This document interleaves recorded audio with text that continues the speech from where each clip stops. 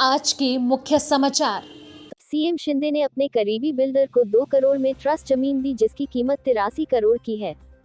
गुजरात में कांग्रेस को सबसे बड़ा नुकसान उठाना पड़ा। 77 सीटों से 17 पर सिमट गई बीजेपी ने 156 सीटें जीती। छत्तीसगढ़ में हाल ही में हुए 20 सीट भानुप्रतापपुर उपचुनाव में भाजपा को करारी हार मिली। महाराष्ट्र में शिंदे सरकार बनने के बाद बीजेपी और शिंदे वाली शिवसेना के बीच सब कुछ ठीक नहीं चल रहा।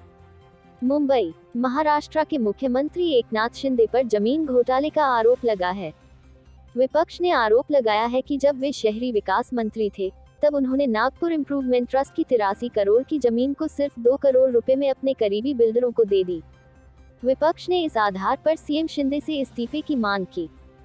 सीएम शिंदे ने आरोप को ठुकराते हुए कहा कि शहरी विकास मंत्री और मुख्यमंत्री के तौर पर किसी तरह की अनियमितता की कार्रवाई नहीं की। सीएम शिंदे ने कहा, विपक्ष गलत जानकारी देकर लोगों को भरमाने की कोशिश कर रहा है। मैंने जो किया वो एनआईटी के सभापति की सिफारिश के आधार पर किया। यह फैसला 2007 में कांग्रेस के विलासराव देशमुख सरकार ने 150 लेआउट्स मंजूर किया था। यह वही लेआउट है। ईडब्ल्यूएस यानी गरीबों के घर बनाने के लिए यह सिफारिश की गई थी। नगर विकास मंत्री रहते हुए मैंने कोई नई जमीन लीज पर नहीं दी है। बाद में मुझे पता लगा कि यह मामला कोर्ट में है। जिन्होंने भी यह मामला उठाया है, उन्हें पूरी जानकारी नहीं है। मैं कभी भी कोई गलत काम नहीं करूंगा। मैंने आपकी तरह 350 करोड़ की जमीन बिल्डरों को नहीं दी। इस पर विधानसभा में देवेंद्र फडणवीस ने कहा कि यह केस कोर्ट में है, इस पर सदन में चर्चा नहीं हो सकती। बाहर आकर मीडिया संवाद में फडणवीस ने कहा कि विपक्ष हिट एंड रन की नीति पर चल रहा है। आरोप लगाकर वे सदन से बाहर चले गए। इस पर एनसीपी नेता जितेंद्र आव्हाड ने कहा कि कोर्ट में केस है तो सदन में चर्चा नहीं हो सकती। लेकिन कोर्ट में केस रहते हुए सीएम शिंदे ने मुख्यमंत्री रहते ये इस पर फैसले कैसे किए? कुछ समय पहले यह मामला तब उछला था जब इस पर बॉम्बे हाई कोर्ट ने सवाल उठाया था। तत्कालीन शहरी विकास मंत्री और वर्तमान मुख्यमंत्री एकनाथ शिंदे की भूमिका को लेकर कोर्ट ने कुछ कड़े शब्द कहे थे। इसी मुद्दे को लेकर मंगलवार को विधानसभा और विधान परिषद में विपक्ष आक्रामक हो गया और सीएम शिंदे के इस्तीफे की मांग कर बैठा। विपक्ष ने इस मुद्दे को लेकर वॉकआउट किया और विपक्षी नेता सदन से बाहर निकल आए। इसी बात का जिक्र करते हुए फडणवीस ने विपक्ष पर हिट एंड रन का कटाक्ष किया। देवेंद्र फडणवीस ने विपक्ष पर मुद्दे को भटकाने का आरोप लगाते हुए पलटवार किया। फडणवीस ने इस मामले की डिटेल देते हुए बताया कि साल 2007 में विलासराव देशमुख की सरकार द्वारा लिए गए फैसले के मुताबिक राज्य की अविकसित जमीन को नियमित करने की पहल शुरू की गई थी। इस निर्णय के अनुसार नागपुर के हरपुर के पास 49 भूखंडों में से 23 जमीनें नियमित की गईं। लेकिन इस फैसले को बॉम्बे हाई कोर्ट में चुनौती दी गई। जनहित याचिका द्वारा दी गई चुनौती की सुनवाई नागपुर खंडपीठ कर रहा था। इस पर कोर्ट ने रिटायर्ड न्यायमूर्ति एल गिलानी की अध्यक्षता में एक समिति गठित की। अगर इस तरह से जमीनों को नियमित किया जाता रहा तो शहर में उपलब्ध आरक्षित जमीनें भी हाथ से चली जाएंगी। इस तर्क के आधार पर समिति ने अपनी रिपोर्ट में कहा कि यह मामला कोर्ट में है, इसलिए ऐसी किसी भी आरक्षित जमीन को नियमित करने की कार्रवाई नहीं की जाए। कोर्ट ने यह रिपोर्ट स्वीकार किया, लेकिन फिर 2020 में यह शहरी विकास विभाग के पास आया। जमीन नियमित करने की फाइल के साथ समिति की रिपोर्ट भी दी जानी चाहिए थी, लेकिन नहीं दी गई। इसलिए जमीन के संबंध में फैसला किया गया। फिर फडणवीस ने बताया कि जैसे ही कोर्ट के आदेश की जानकारी मिली तो 16 दिसंबर को फैसला वापस ले लिया गया। फडणवीस का इशारा इस बात पर था कि दोबारा जब फाइल आई और इस पर फैसला किया गया, जो बाद में कोर्ट के आदेश के बाद वापस ले लिया गया। डिप्टी सीएम फडणवीस ने आगे की जानकारी देते हुए कहा कि यह जमीन झोपड़पट्टी वासियों के पुनर्वसन के लिए आरक्षित होते हुए भी जमीन को नियमित किए जाने की कोशिश हो रही है। इसकी जानकारी अदालत को मिली। एडवोकेट आनंद परचुरे ने कहा कि कोर्ट में मामला होते हुए भी जमीन को अगर इस तरह से नियमित करने की बात हो रही है तो यह कोर्ट की प्रक्रिया में हस्तक्षेप करने जैसा है। इस पर कोर्ट ने सरकार से जवाब देने को कहा और आगे की सुनवाई से पहले इस जमीन से जुड़े मामले में स्टे देते हुए कोर्ट ने कोई भी व्यवहार करने से सरकार को रोक दिया। कोर्ट ने मुख्यमंत्री के काम को लेकर कोई फटकार नहीं लगाई। फडणवीस ने यह भी ध्यान दिलाया कि जिस वक्त यह हो रहा था उस वक्त सीएम उद्धव ठाकरे थे। इस पर मंगलवार शाम 5 बजे अपनी प्रेस कॉन्फ्रेंस में उद्धव ठाकरे ने कहा कि सीएम शिंदे तब शहरी विकास मंत्री होने के नाते अपने फैसले ले रहे थे। उनके हाथ स्वतंत्र रूप से प्रभार था। इसलिए सीएम होने के नाते उनके हस्तक्षेप का सवाल नहीं था। लेकिन न्यायालय में मामला होते हुए भी सरकार ने जमीन से जुड़े फैसले लेने की काम किस आधार पर किया, और अगर उस फैसले को लेने में एकनाथ शिंदे सही थे तो फैसला बाद में बदला क्यों? कोर्ट का ध्यान जब इस बात पर दिलाया जा रहा था कि कोर्ट की प्रक्रिया में सरकार हस्तक्षेप कर रही है और आदेश देकर इस पर रोक लगा रहा है, तो इसका मतलब साफ है कि कोर्ट तत्कालीन शहरी विकास मंत्री शिंदे की भूमिका को लेकर इतराज जता रहा है। अप्रैल 2021 में महाविकास आघाड़ी सरकार में शहरी विकास मंत्री के तौर पर सीएम शिंदे ने 5 एकड़ जमीन 16 बिल्डरों को कम रेट में लीज पर दे दी। यह जमीन झोपड़पट्टी वासियों के लिए घर बनाने के लिए दी गई थी, लेकिन विपक्ष का आरोप है कि इससे अपने चहेते बिल्डरों को फायदा पहुंचाने की कोशिश की गई है। इस जमीन की मिल्कियत नागपुर इम्प्रूवमेंट ट्रस्ट के पास है। आरोप है कि बाजार भाव के लिहाज से जमीन की कीमत 83 करोड़ से ज्यादा है, लेकिन यह 2 करोड़ से भी कम कीमत पर 16 लोगों को लीज पर दी गई। मुंबई, गुजरात विधानसभा चुनाव के नतीजे आ चुके हैं। इस बार भारतीय जनता पार्टी ने नया रिकॉर्ड बना दिया है। 182 विधानसभा सीटों वाले गुजरात में भाजपा के 156 प्रत्याशी चुनाव जीत गए। कांग्रेस को सबसे ज्यादा नुकसान उठाना पड़ा। कांग्रेस 77 सीटों से सीधे 17 पर आ गई, मतलब कांग्रेस को 60 सीटों का नुकसान उठाना पड़ा। वहीं इस बार सरकार बनाने का दावा करने वाली आम आदमी पार्टी के केवल 5 प्रत्याशी ही चुनाव जीत पाए। एक सीट पर सपा उम्मीदवार विजयी हुए तो बाकी 3 सीटें निर्दलीय उम्मीदवारों ने जीती। 2022 गुजरात चुनाव में महेसाना जिले की बेचराजी विधानसभा सीट राज्य की अहम सीटों में से एक रही है। ये सीट राज्य की सत्ताधारी दल भाजपा व प्रमुख विपक्षी दल कांग्रेस दोनों के लिए काफी अहम रही है। नए परिसीमन के बाद बेचराजी सीट अस्तित्व में आई थी।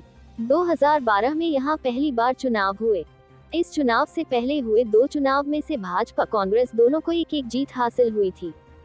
इस चुनाव के लिए कांग्रेस ने मौजूदा विधायक भरतजी ठाकुर का टिकट काटकर उनकी जगह भोपाजी ठाकुर को टिकट दिया था। भोपाजी ठाकुर को भाजपा के सुखाजी ठाकुर के हाथों 11,286 वोटों से हार झेलनी पड़ी। 2017 के विधानसभा चुनाव में इस सीट पर कांग्रेस ने जीत हासिल की थी। इस चुनाव में कांग्रेस उम्मीदवार भरतजी ठाकुर ने भाजपा के रजनीकांत पटेल को 15,000 वोटों से हराया था। इस चुनाव में 14 उम्मीदवार मैदान में थे। भाजपा और कांग्रेस के उम्मीदवारों को छोड़कर बाकी 12 उम्मीदवारों की जमानत जब्त हो गई थी। 2017 से पहले 2012 चुनाव में इस सीट को भाजपा ने जीता था। भाजपा की ओर से मैदान में उतरे रजनीकांत पटेल ने कांग्रेस उम्मीदवार राजेंद्र सिंह दरबार को शिकस्त दी थी। 2022 चुनाव के लिए इस सीट पर कांग्रेस ने मौजूदा विधायक भरतजी ठाकुर का टिकट काट दिया था। पार्टी ने उनकी जगह भोपाजी ठाकुर को इस बार टिकट दिया था। वहीं भाजपा ने सुखाजी सोमाजी ठाकुर को यहां से अपना प्रत्याशी बनाया था। आम आदमी पार्टी की ओर से सागर भाई हरजी भाई रबारी मैदान में थे। बेचाराजी सीट मेहसाना जिले के अंतर्गत आने वाली 7 सीटों में से एक है। 2017 में जिले की 7 में से 5 सीटों पर भाजपा को जीत मिली थी। वहीं 2 सीटों पर कांग्रेस जीत दर्ज करने में सफल रही थी। रायपुर, छत्तीसगढ़ में हाल ही में हुए विसीत भानुप्रतापपुर उपचुनाव में भाजपा को करारी हार का सामना करना पड़ा है, तो वहीं एक बार फिर भाजपा को जोर का झटका लगा है। नगर पालिका मुंगेली के 3 भाजपा पार्षदों ने कांग्रेस का दामन थामा है। तीनों पार्षदों ने पीसीसी अध्यक्ष मोहन मरकाम से मिलकर कांग्रेस में प्रवेश किया। मोहन मरकाम ने कहा कि कांग्रेस की नीतियों से प्रभावित होकर इन्होंने फैसला लिया है। मुंगेली में कांग्रेस मजबूती के साथ काम करेगी। जिले के 3 सीटों को 2023 के चुनाव में हम जीतेंगे। भाजपा पार्षद संतोषी मोना नागरे, सोनी जांगड़े और मोतीबाई सोनकर कांग्रेस में शामिल हैं। संतोषी मोना नागरे ने कहा, मुंगेली के नगर पंचायत चुनाव में 6 क्रॉस वोट हुआ। पार्टी ने बोला कि क्रॉस वोट करने वालों को निष्कासित किया जाए। 5 पार्षदों को निष्कासित किया, जबकि क्रॉस वोट तो 6 हुए थे। एक को क्यों नहीं किया, इसलिए हम लोगों में आक्रोश है। मान सम्मान को ठेस पहुंचा है। कांग्रेस में शामिल हुए भाजपा पार्षदों ने कहा, हम भारतीय जनता पार्टी के इतने छोटे पद के कार्यकर्ता थे। छोटे कार्यकर्ता होने के बाद भी हम नहीं डगम गए। सरकार न होने के बावजूद हम नगर पालिका क्षेत्र में काम कैसे करेंगे ये नहीं सोचा, लेकिन उन्होंने विश्वासघात किया। भूपेश बघेल की सरकार मुंगेली जिले में स्वामी आत्मानंद स्कूल खोले हैं। गरीब बच्चे इंग्लिश में पढ़ रहे हैं। सरकार के सब कार्य को देखते हुए उससे प्रभावित होकर हमने कांग्रेस पार्टी ज्वाइन किया। मुंबई, महाराष्ट्र में शिंदे सरकार बनने के बाद बीजेपी और शिवसेना बालासाहेबची के बीच सब कुछ ठीक नहीं चल रहा है। पिछले एक महीने के भीतर दोनों पार्टियों की ओर से आए बयान भी इसकी गवाही दे रहा है। मार्च में उद्धव सरकार गिराने के बाद बीजेपी ने एकनाथ शिंदे को मुख्यमंत्री बनाया था। शिंदे सरकार बनने के बाद माना जा रहा था कि महाराष्ट्र में भाजपा ने बड़ी वापसी की है। भाजपा की इस वापसी से विपक्ष कमजोर होगा, लेकिन 9 महीने में ही सारे कयास और अटकलबाजियां ध्वस्त होती दिख रही है। महाराष्ट्र में तेजी से बदल रही सियासत ने बीजेपी की टेंशन बढ़ा दी है। महाराष्ट्र में उद्धव सरकार गिरने के बाद माना जा रहा था कि विपक्ष पूरी तरह बिखर जाएगा, लेकिन सरकार गिरने के बाद गठबंधन और मजबूत हो गया है। 16 दिसंबर को आजाद मैदान में महाविकास अघाड़ी ने हल्ला बोल रैली का आयोजन किया था। इस रैली में शरद पवार, उद्धव ठाकरे और नाना पटोले भी शामिल हुए थे। रैली में सभी नेताओं ने कर्नाटक महाराष्ट्र के बीच सीमा विवाद और कोश्यारी को लेकर बीजेपी पर जमकर हमला बोला। राजनीतिक विश्लेषकों की माने तो यह रैली महाविकास अघाड़ी का शक्ति प्रदर्शन था। राहुल गांधी की भारत जोड़ो यात्रा जब महाराष्ट्र गई, तो शिवसेना के आदित्य ठाकरे इसमें शामिल हुए। यात्रा के बीच में राहुल ने सावरकर को लेकर विवादित बयान दिया। बीजेपी ने सावरकर पर दिए बयान को लेकर कांग्रेस पर अटैक किया। माना जा रहा था कि शिवसेना और कांग्रेस के बीच इससे दूरियां बढ़ेगी, मगर शिवसेना ने विवाद पर चुप्पी साध ली। उद्धव और शिंदे विवाद के बाद अंधेरी ईस्ट सीट पर उपचुनाव होना था। इस उपचुनाव में बीजेपी ने उद्धव गुट के सामने कैंडिडेट उतारा, मगर राज ठाकरे की चिट्ठी के बाद बीजेपी को अपना उम्मीदवार वापस लेना पड़ा। महाराष्ट्र के सियासी गलियारों में इसकी काफी आलोचना हुई। भारतीय समूह वेदांता और ताइवान की electronics company Foxconn 1.54 lakh crore रुपए का निवेश पहले महाराष्ट्र में करने वाली थी, लेकिन सितंबर में यह प्रोजेक्ट गुजरात चला गया। प्रोजेक्ट के गुजरात में जाने के बाद महाविकास आघाड़ी ने शिंदे सरकार की घेराबंदी कर दी। इस मुद्दे पर बीजेपी और शिंदे गुट ने चुप्पी साध ली। महाविकास आघाड़ी ने इसके जरिए बीजेपी के खिलाफ लगातार माहौल बनाने में लगी है। शिंदे और फडणवीस के बीच चिप्स ट्रांसफर को लेकर विवाद सामने आ चुका है। शिंदे पुलिस मुख्यालय में तैनात एक अधिकारी को ठाणे में तैनात करना चाहते थे, जिस पर शिंदे राजी नहीं हुए। दोनों के बीच विवाद को दिल्ली हाईकमान ने सुलझाया। एक IAS अफसर के भी ट्रांसफर करने पर फडणवीस भड़क गए थे। हालांकि स्थिति अभी कंट्रोल में है। महाराष्ट्र के गवर्नर भगत सिंह कोश्यारी ने पिछले दिनों शिवाजी महाराज को लेकर एक विवादित टिप्पणी की। कोश्यारी के इस बयान को विपक्ष ने महाराष्ट्र का अपमान बताया। शिंदे गुट ने भी कोश्यारी के बयान को गलत बताया, जिसके बाद बीजेपी बैकफुट पर आ गई। कर्नाटक महाराष्ट्र सीमा पर स्थित बेलगाम में 5 दिसंबर को अचानक हिंसा भड़क गई। कन्नड़ रक्षक वेदिका नामक संगठन के कार्यकर्ताओं ने महाराष्ट्र से आने वाली गाड़ियों में तोड़फोड़ की। यह हिंसा कर्नाटक के CM के एक बयान के बाद भड़की थी, जिसमें उन्होंने कहा था कि महाराष्ट्र के कुछ गांवों को कर्नाटक में मिलाया जाएगा। कर्नाटक में बीजेपी की सरकार है। महाराष्ट्र की राजधानी में नगर निगम के चुनाव होने हैं। पिछले 25 साल से BMC पर शिवसेना का कब्जा है। बीजेपी इस किले को भेदने के लिए विशेष तैयारी कर रही है। गृह मंत्री अमित शाह खुद सक्रिय हैं और मिशन 135 का लक्ष्य रखा है। दिल्ली नगर निगम में हार के बाद बीजेपी की नजर मुंबई पर ही है। हालांकि यहां उद्धव ने मजबूत किलेबंदी कर दी है।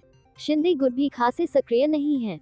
यूपी के बाद महाराष्ट्र में लोकसभा की सबसे अधिक सीटें हैं। 48 में से 23 सीटें अभी बीजेपी के पास है। सहयोगी शिंदे के समर्थन में 12 सांसद हैं। बीजेपी के सामने 2024 में सीटें बचाने की चुनौती होगी। राज्य की कई ऐसी सीटें हैं जहां कांग्रेस, शिवसेना और NCP गठबंधन बीजेपी के मुकाबले काफी मजबूत। Bureau report, Mumbai.